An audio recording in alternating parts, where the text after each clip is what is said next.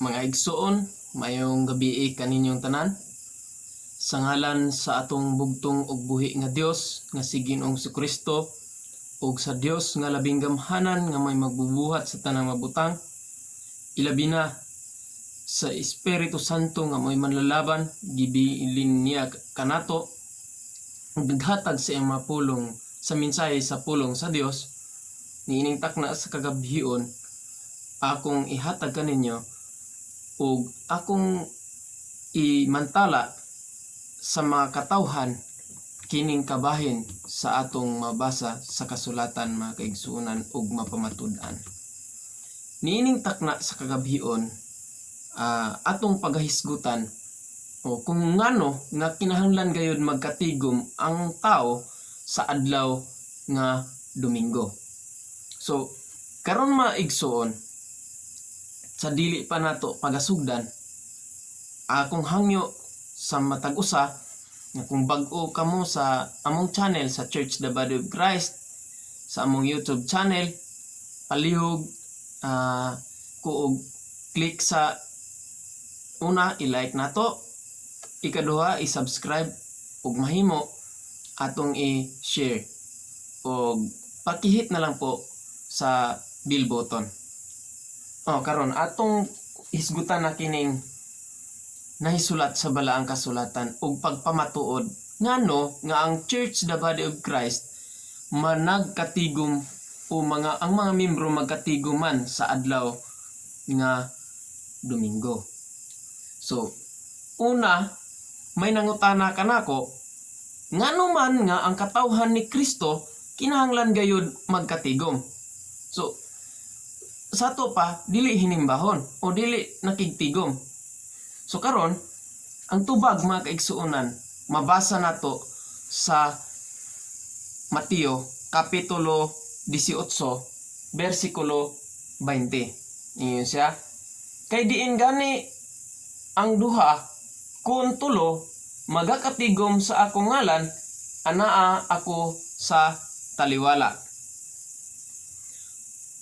Sa English, for where 2 or 3 are gathered together in my name, there am I in the midst of them. So unsa di mga igsuon? Klaro nga kinahanglan di mga igsuon nga kita managkatigom aron ang Dios muanha siya sa taliwala niini, mga igsuon. Karon ang sunod nga pangutana, mga kaigsuonan, sa unsa nga adlaw man nga si Kristo makigtigom sa iyang katawhan? Lunes ba? Martes ba? Miyerkules hangtod sa Domingo? O isipon nato nga ang ihap nato gikan sa Domingo padulong sa Sabado, kay matud pa nila ang adlaw nga Sabado mao man ang ika-7 adlaw ug dili nato na ma-deny. Pero ang pangutana, sa panahon ni Kristo mao ba ang adlaw nga igpapahulay? Sa unsa man nga adlaw si Kristo makigtigom sa iyang katawhan? Tubag, mga kaigsuonan, atong patubagon ang balaang kasulatan. Sumala sa Juan kapitulo 20 bersikulo Juan kapitulo 20 bersikulo 19 nagaingon, ug sa pagkasawumsum na ni adtong adlaw, ang nahaunang adlaw sa semana, samtang tinakpan ang mga pultahan sa dapit, diin didto ang mga tinun-an tungod sa kahadlok nila sa mga Hudiyo. Si Jesus mitungha ug mitindog sa ilang taliwala ug miingon, ang kalinaw magauban kaninyo. So unsang adlaw, mga kaigsuonan? Unsa daay gipamatud sa balaang kasulatan? Sa nahaunang adlaw sa semana, si Kristo makigtigom sa iyang katawhan.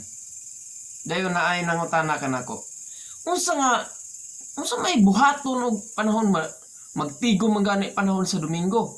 Ang buhaton, maigsuon, mabasa nato sa Buhat kapitulo 20 versikulo 7. Buhat kapitulo 20 versikulo 7 nag-ingon, sa naunang adlaw sa simana sa nagkatigom kami aron sa pagpikas-pikas sa tinapay. Si Pablo nga may tuyo sa pagikan sa pagkasunod nga adlaw nakigsultihanay kanila ug iyang gitaas ang iyang pakigpulong hangtod sa tungang gabi. So, unsa di ay maigsuon atong basahon sa English. And upon the first day of the week, so unang adlaw sa semana, when the disciples came together to break bread, Paul preached to them, ready to depart on the morrow, and continued his speech until midnight. So, unsa di ay ang dakong buluhaton sa panahon sa matag tigong matag Domingo? Mao di ay ang pagtipik sa balaang tinapay ug pagwali sa maayong balita ni Kristo. Mao kana maigsoon. Ang uban usab labi na hilaw, ang uban mo ni ang pangutana. Ngano man nga kinahanglan kaayo sa tao? Kinahanglan kaayo sa tao ang pagdawat sa tinapay. Kay uban nganong padawaton gid na o nganong papangalawaton man gid ang tao? Nganong pa kuanon man gid sa padawaton gid siya? Tungod mga kaigsuunan kay nag-ingon ang Juan, okay? Kapitulo 6, versikulo 51 ngadto sa 54 nga nag-ingon, ako mao ang buhing tinapay nga nanaog gikan sa langit, bisan kinsa nga mokaon niini nga tinapay siya mabuhi sa dayon, ug ang tinapay nga akong ihatag kan alang sa kinabuhi sa kalibutan mao ang akong unod. So mao na mga kaigsuunan. Unsay rason mga kaigsuunan nganong unsay rason ngano man nga kinahanglan kaayo nga nga ang tao mangalawat o mudawat ni anang pagpakalawat aron sila makadawat sa grasya sa Dios ug sa kinabuhing dayon. Mao kana maigsuon. Ang pangutana na usab labi na ukutihan. Kinsa man ang nagsugod sa pagtipik-tipik sa tinapay? Basin og dili Dios o dili Ginoo? Maigsuon atong patubagon na usab ang balaang kasulatan kay dili man pwede nga magbuhat ta og istorya kay hearsay man og ato alang istorya pero pinasikat sa balaang kasulatan kamatuoran. Atong basahon maigsuon ang Mateo kapitulo 26 versikulo 26. Kung kinsa ang naguna nagtipik-tipik og balaang tinapay. Atong basahon Mateo 26:26. Ug samtang nangaon sila, si Jesus, kinsa? Si Jesus mikuhag tinapay. Og sa nakapanalangin na siya niini, kini iyang gipikas-pikas ug ngadto sa matinun-an, gihatag niya nga nag-ingon, kumuha kamo og kumaon. Kini mao ang akong lawas. Ug gikuha niya ang kupa ug sa nakapasalamat na siya, iyang kanila miingon aghatag kini niya nga nag-ingon, uminom kamo niini kamong tanan. Naay giingon nga isara tanan maigsuon. Kung nakatambong nakasimba ka tanan ang mo dawat mo kaon ug mo inom. Dili lang kay isa lang, dili lang kay kuan mamili ta, dili. Mao na maigsuon. Naay pangutana na usab sa kasagara. Gisugo ba gyud ni Kristo pagabuhaton sa kanunay kining pagkalawat sa katawhan ni Kristo? Kay ang uban moingon nga di na mga lawat. Gisugo ka na mga kaigsuunan. Atong patubagon ang 1 Korinto. Ang 1 Korinto kapitulo 11 versikulo 28. 1 Korinto 11:28 11:28 ngadto sa 25. 25, 23 ngadto sa 25 nagaingon, kay gikan sa Ginoo nadawat ko ang gikahatag ko usab kaninyo nga ang Ginoong Hesus sa gabi sa pagbudhi kaniya mikuhag tinapay og nakapasalamat na siya, kini iyang gipikas-pikas og miingon, kini mao akong lawas nga gipikas-pikas tungod kaninyo, buhatan ninyo kini sa paghandom kanako. Sa maong pag-agi usab, tapos sa panihapon ang kupa gikuha niya nga nag-ingon, kining kupa mao ang bag-ong pakigsaad diha sa akong dugo. Buhatan ninyo kini sa matag inom ninyo niini sa paghandom kanako. So unsa day maigsuon? Gisugo di nga pagabuhaton sa kanunay ang pagtipik-tipik sa balaang tinapay o pagkalawat sa mga katawhan. Gisugo kana. Si Kristo gayod ang nagsugo niya na. Sumala sa 1 Korinto kapitulo 11 bersikulo 23 ngadto sa 25. Ang sunod maigsuon nga pangutana, may mga pangutana na usab ang ubang mga katawhan. Ngano man nga importante kaayo ang tao nga makapatalingog man sa ug makadungog sa wali sa maayong balita. Mga igsoon natong tubag. Ang tubag niya sa balaang kasulatan mao kining giingon sa Roma kapitulo 1 bersikulo 16. Ingon, kay wala ko iga kaulaw ang maayong balita, kay kini mao ang gahom sa Dios alang sa kaluwasan sa matag usa nga nagatuo. Sa Hudiyo una sa tanan ug unya sa mga Grisyahanon usab.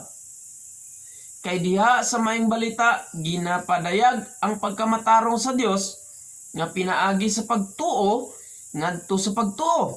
Sumala sa naisulat nga nag-ingon, mabuhi ang namatarong pinaagi sa pagtuo. So unsa day magigsuon? Ngano nga importante di ay nga magpatalingog sa pagwali o pagtudlo sa maayong balita? Tungod kay ang maayong balita mao ang gahom sa Dios alang sa kaluwasan sa tanan nga mga katawhan. Mao kana ang giingon sa Roma kapitulo 1 bersikulo 16. Ang sunod, makadawat ba sa kinabuhing dayon ang tao? Makadawat ba sa kinabuhing dayon ang tao nga makapatalingog sa maayong balita? Mga igsoon atong basahon, atong patubagon ang balaang kasulatan. Hebreo kapitulo 2 Korinto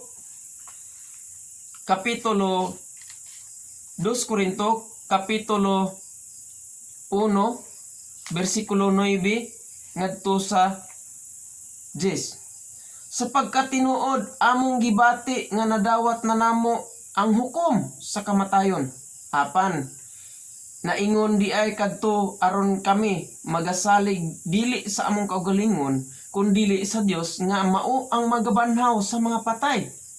Siya mao ang nagluwas kanamo gikan sa ingon sa makamatay nga mga katalagman, ug siya magaluwas kanamo.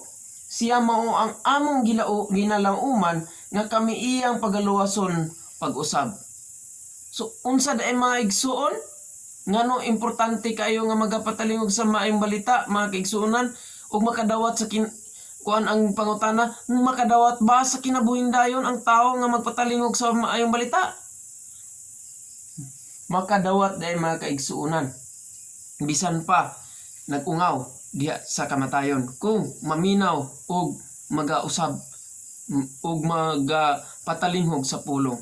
Ang pangutana, sugo ba nga pananglit ang uban, absent sa ko kay na ako'y buhaton. Ang uban, absent sa ko, di isa ko. Kay kining napa ko'y gunahon. Absent sa ko. Kay na ako'y meeting. Absent sa ko. Kay kanang walay pulo siguro ning simba. apan sugo sa Ginoo sumala sa Hebreo kapitulo 11 sa Hebreo kapitulo 10 di ay 23 ngadto sa 25 nagaingon sa walay pag-ukon-ukon o pagduha-duha pangusgan ta sa pagkupot sa paglaom nga sa atong tinuuhan kay kasaligan siya nga misaad kanato ug mamalandong kita alang sa pagdinasigay sa usa ug usa ngadto sa paghigugma sa maayong binuhatan sa dili pagbiya sa atong panagkatigom sa to unsa di ay sa dili pagbiya not forsaking the assembling of ourselves together ingon nga ginabuhat sa pipila hinunua sa pagdasig sa usag-usa ug ilabi na gayod sa makita ninyo nga ang adlaw sa paghukom haduol na. So unsa di ay sugo di ay nga dili gid pagapakyason ang panagkatigom kay ngano aron maapil mga kaigsuunan aron kini siya makabaton sa kadasig aron makahatag usab nga sa umaabot nga kay hapit na yun siya ilabi na gayud sa makita ninyo nga ang adlaw sa paghukom nagkahiduol na. So duol na ang sunod mga kaigsuunan ngano man tungod kay aron maapil nganong magtigom gyud aron maapil sa ihap sa Dios ngatong basahon kay mag-attendance ra ba ang Dios atong basahon ang pinadayag or Revelation chapter 11 verse 1 to 2 siya unya gihatagan ako sukdanan nga daw sungkod ug giingnan ako tumindog ka og sukda ang templo sa Dios ug ang halaran ug ang managsimba sa sulod niini apan ayaw pagsukda ang hawanan sa gawas sa templo pasagdi kana kay gikatugyan na kana ngadto sa mga kanasuran ug ang balaang syudad ilang pagayatak-yatakan sulod sa kapatan og 2 ka bulan. Balik ta sa uno. Siya tumindog ka ug sige pa niya sukda ang templo sa Dios ang sunod ug ang halaran ang katapusan ug ang mga na nagsimba sa sulod nini. Nya wala ka nang apil simba mga kaigsuonan. Unya unsa may pulos nganong musimba man ang tao? Unsa may pulos nganong musimba? Tungod kay aron mahimo siyang balaan mahinangmungop ang Dios ug kana siya ginahangyo kana sa Dios. Ginahangyo kana pinaagi sa sulat ni Apostol San Pablo sa Roma kapitulo 12 versikulo 1 mga igsuon. Atong pagbasahon mga igsuon. Busa hangyoon ko kamo mga igsuon tungod sa mga kaluoy sa Dios sa pagtugyan sa inyong mga lawas ingon nga halad nga buhi. Oh, halad nga buhi, lawas. Halad nga buhi. Balaan sa to pa tinarong gid tag simba wanha pud tag simbahan og may hinangpunon sa Dios sa ato pa dili siya malipay dili ka mahimong balaan og dili pud ka pagatawgon nga buhi kung wala nimo gihatag ang imong kaugalingon didto ngadto sa Dios mo na maigsoon siya ang halad nga mao ang inyong espirituhanong pagsimba. So, halad ay na maigsuon ang espirituhanong pagsimba nato. Unsay giingon niya? Higugma ang Dios labaw sa tanan. Sa tibuok gayud kinatibukan. Tibuok na tong pagkatao, tibuok na tong kinabuhi. Atong ihalad kana ngadto sa Dios. Mga igsuon simba gani ang mga babae, si Maria Magdalena ug ang laing Maria ning adto sa lubnganan sa pagkakita nila ni Ginoong Kristo panahon sa adlawng Domingo Mabasa ka na nato maigsoon sumala sa Mateo kapitulo 28 bersikulo 9. Og tan-awa, si Jesus misugat kanila nga nag-ingon, kumusta kamo? Og si Jesus miduol og ilang gigakos ang iyang matiil og ilang gisimba siya. So, unsa man ning adlaw? Adto ta sa Mateo kapitulo 28 bersikulo 1 nagaingon, og sa paghilabay na sa maong adlaw nga igpapahulay, mao ang ikapitong adlaw o ang Sabado, sa nagkabanag-banag na ang nahon ng adlaw. Unsa man ning adlaw? Domingo. Si Maria Magdalena og ang usang Maria miadto sa pagtan-aw sa lubnganan. So unsa dayon maigsoon? Klaro, ug tataw kaayo nga sa adlaw gayud di ay nga Domingo, mga igsoon, si Kristo o ang atong Ginoong Hesus ginasimba. Dili sa adlaw nga laing adlaw. Kay kung atong ikumpara, ang lain nga adlaw wala gitugot nga simbahon ang Dios. Kung dili ang uban nga mga sitas managkatigom, magbuhat lang og bala ang panagkatigom. Apan kung imong i-translate, dili kana siya simba kung dili holy congregation. Lahi ang worship, lahi ang giingon natog holy congregation. Susato pa kung pagasimbahon ang atong Ginoong Hesus sa adlaw gayud nga Domingo, sama sa pagsimba ug pagsugat sa tulo ka babaye, sa duha ka babaye, ni Maria Magdalena ug ang laing Maria nga miadto sa lubnganan.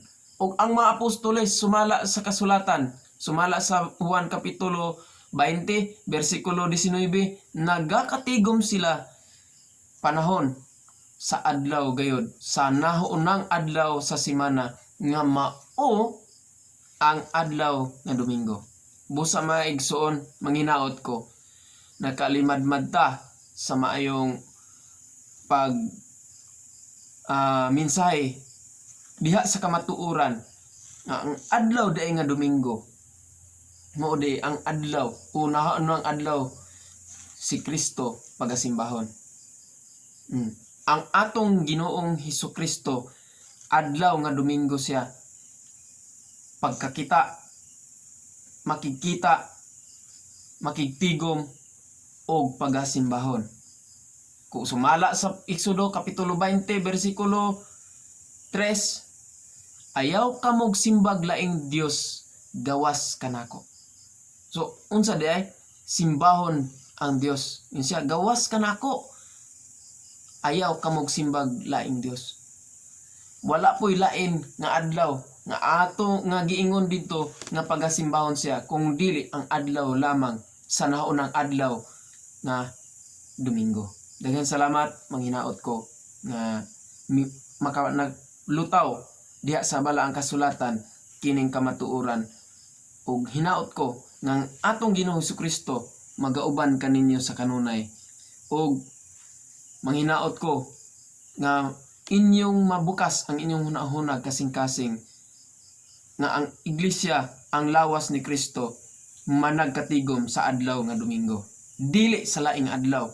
Managkatigom aron sa pagsimba ug pagtipik-tipik sa tinapay ug pagminsahe sa pulong sa Dios. Dinhi lamang kutob, og ayaw gayud kamo kalimot pag-subscribe kung bag-o kamo niini nga maong channel, aron may mga uban pa nga mga video nga pwede nato ipa gawas nga gani kana mahimo lang nimo ang pagka-update kung nakasubscribe ka niini nga maong channel. Sa ngalan sa Dios nga labing gamahanan, manghinaot ko nga siya maga-bless kaninyong tanan. Mag-ampo ako kaninyong tanan nga sa kanunay anaa kamo sa maayong panlawas ug malawig nga kinabuhi, ug manghinaot ko nga dili ninyo kalimtan ang pagsimba sa adlaw nga Domingo.